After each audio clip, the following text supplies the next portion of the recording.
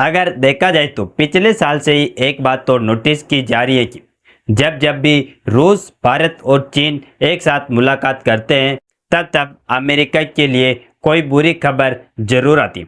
और इस बार चीन में कंडक्ट हुई है एससीओ समिट में जब भारत, रूस और चीन एक साथ मिले तो पहले ही अमेरिका ट्रंप की बौखलाहट बढ़ गई और उन्हें इस बात की आशंका होने लगी थी कि उन्होंने टैरिफ की जो साजिश रची है वह तो फेल होगी, साथ ही उनका जो डॉलर है जिसे बचाने के लिए वह अनेक उपाय लगा रहे वह फिर से खतरे में आ सकता है। और यकीन मानिए दोस्तों, अमेरिका का डर पूरी तरह से साबित हुआ और अमेरिका डॉलर के तो तोते ही उड़ गए, क्योंकि सबसे बड़ी खबर यह निकल कर आ रही है कि 30 साल बाद दुनिया के सेंट्रल बैंकों के पास सोना अमेरिकी ट्रेजरी बॉन्ड से ज़्यादा हो गया।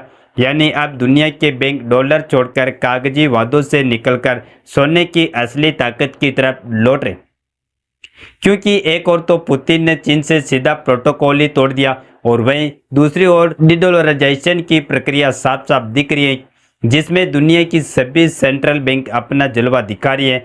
लेकिन भारत भी इस मामले में कहीं भी पीछे नहीं है, क्योंकि भारत की तरफ से खबर ये आ रही है कि इंडिया में यूएस ट्रेजरी बॉन्ड की होल्डिंग डाउन हो रही है, तो वही फिर से गोल्ड की होल्डिंग बढ़ती हुई देखी गई। तो चलिए इन सभी खबरों का पूरा निचोड़ समझते हैं कि आखिरकार क्या कुछ देखने को मिला है। नमस्कार दोस्तों, मैं राधेश्याम और आप देख रहे हैं KSR न्यूज़ 24। तो दोस्तों, आगे बढ़ने से पहले इस वीडियो को एक लाइक करके चैनल को सब्सक्राइब जरूर कर लीजिए, क्योंकि आखिरकार सोने का युग दोबारा से वापस आ चुका है। दोस्तों, अब जरा सोचिए, 30 साल तक जो डॉलर पूरी दुनिया पर राज करा था वो आज खुद सवालों के घेरे में खड़ा है। और सबसे दिलचस्प बात यह है कि इस बार सिर्फ रूस, चीन नहीं बल्कि भारत भी इस मोर्चे पर एक साइलेंट रोल निभा रहे हैं। आंकड़े गवाही दे रहे हैं 1996 के बाद पहली बार सेंट्रल बैंकों के पास अमेरिकी ट्रेजरी बॉन्ड से ज़्यादा सोना है। और यह कोई छोटा मोटा बदलाव नहीं, यह तो एक इतिहास बदलने वाली घटना है।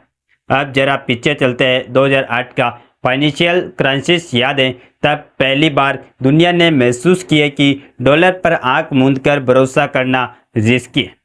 फिर आया 2022 जब अमेरिका ने रूस के सेंट्रल बैंक की संपत्तियां फ्रीज कर दी, और यही वह पल था जब दुनिया के बाकी देशों को लगा कि आज रूस है, कल अगर हमारी बारी आ गई तो क्या होगा। और बस वही से सोने की खरीद तेज हो गई। वर्ल्ड गोल्ड काउंसिलिंग का डाटा देखें, 2022 में सेंट्रल बैंकों ने खरीदा 1082 टन सोना, जो रिकॉर्ड तोड़ खरीद गया। और 2023 में फिर से 1037 टन और 2024 में यह आंकड़ा 1100 टन पार कर गया। यानी दोस्तों, अब ट्रेड क्लियर है कि डॉलर से भरोसा टूट रहा है और गोल्ड पर यकीन बढ़ रहा है। और अगर भारत की बात करें तो आरबीआई ने पिछले एक साल में ही 40 टन नया सोना अपने रिजर्व में जोड़ा है, जबकि अमेरिकी ट्रेजरी बॉन्ड्स की होल्डिंग घटाकर 242 बिलियन ने सिर्फ 227 बिलियन डॉलर कर दी।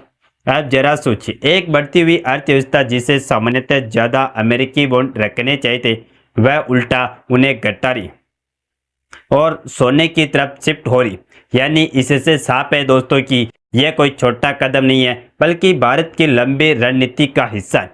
और मज़ेदार बात यह है कि यह सिर्फ भारत ही नहीं कर रहा है, बल्कि ग्लोबल साउथ के लगभग हर सेंट्रल बैंक ने डॉलर डिनोमिनेटेड एसेट्स घटाए और गोल्ड रिजर्व्स बढ़ाए। यानी एक कलेक्टिव साइलेंट मूवमेंट चल रहा है, जिसे हम कहते हैं साइलेंट डॉलराइजेशन। अब सवाल ये उठता है, यह धीमी चाल अचानक तेज कब होगी? यानी वह कौन सा एक मौका होगा जो डॉलर के साम्राज्य को हिला देगा?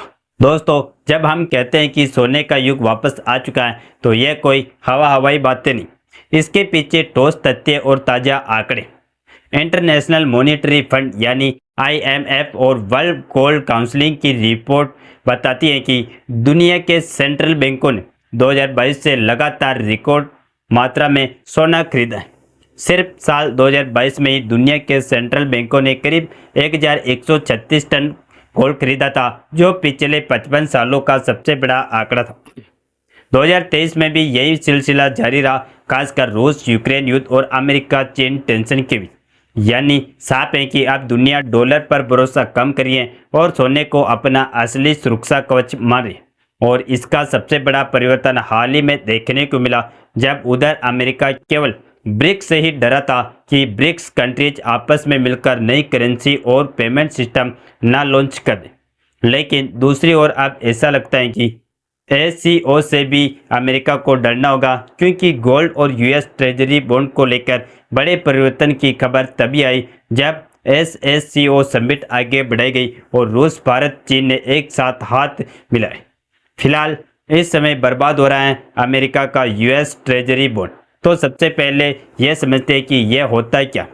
तो इसके लिए आपको बता दें कि यह अमेरिका की सरकार का उधार लेने का तरीका है। दरअसल जब अमेरिका की सरकार को खर्च चलाने के लिए पैसे की ज़रूरत होती है, जैसे सेना, रोड, हेल्थ, बजट और घाटा पूरा करने के लिए, तो वह लोगों को देशों से पैसा उधार लेते हैं। इस उधार को ट्रेजरी बॉन्ड्स कहा जाता है। कोई भी व्यक्ति, बैंक या देश जैसे भारत, चीन, जापान अमेरिका को पैसा उधार दे सकता है और बदले में उन्हें फिक्स ब्याज और समय पूरा होने पर पैसा वापस मिलता है। लेकिन अब जो परिस्थितियां आ रही है वह उससे साफ साफ दिख रहा है कि दुनिया को अमेरिका के ऊपर से भरोसा उठ गया। कोई अमेरिका को उधार देना नहीं। अगर आप इस चार्ट को अपनी स्क्रीन पर ध्यान से देखेंगे तो इसमें यूएस ट्रेजरी बॉन्ड को नीले कलर से और गोल्ड होल्डिंग को पीले कलर से दिखाएगा। जहां इस पॉइंट पर आप देख सकते हैं कि साल 2025 में 1996 के बाद पहली बार गोल्ड होल्डिंग यूएस ट्रेजरी के ऊपर चली गई।